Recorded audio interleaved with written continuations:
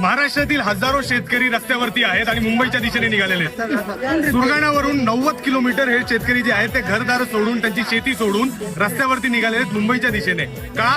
कारण बेसिक प्रश्न, पाण्याचा प्रश्न आहे, विजेचा प्रश्न आहे, ते अजून यांचा सुटलेला नाहीये। वन हक्क पट्टे जे आहेत ते अजून यांना मिळालेले नाहीयेत। हजारो वर्षांपासून हे शेतकरी जे आहेत ते आपल्याला अन्न पुरवत आहेत। आपल्या टेबलवरती जे जेवण येते ते यांच्यामुळे येते, परंतु यांना बेसिक वीज आणि पाणी मिळत नाहीये।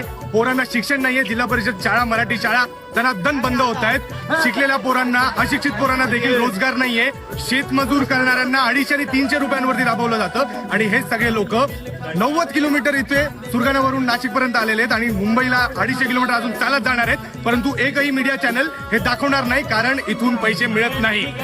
मोठमोठे भांडवलदार शेकडो कोट्यवधी रुपये देऊन वीज मिळवता, पाणी मिळवता, परंतु जे आपल्याला अन्न देतात त्यांना बेसिक सुविधा अजूनही मिळालेल्या नाहीये। त्यामुळे मीडिया हाऊसेस हे दाखवणार नाही। तुमची जबाबदारी आहे, जास्तीत जास्त हे शेअर करा, सीएमओ ला टॅग करा आणि त्यांना म्हणावं धर्म आणि जाती सोड आणि आमचे जे रोजचे प्रश्न आहेत त्याच्यावरती काम। उठला मराठी देश, उठला मराठी देश, आला मैदानी द्वेष, वैर करण्या नाम शेष। गोळी डमडमची छातीवर सायली, माझ्या जीवाची होती काही।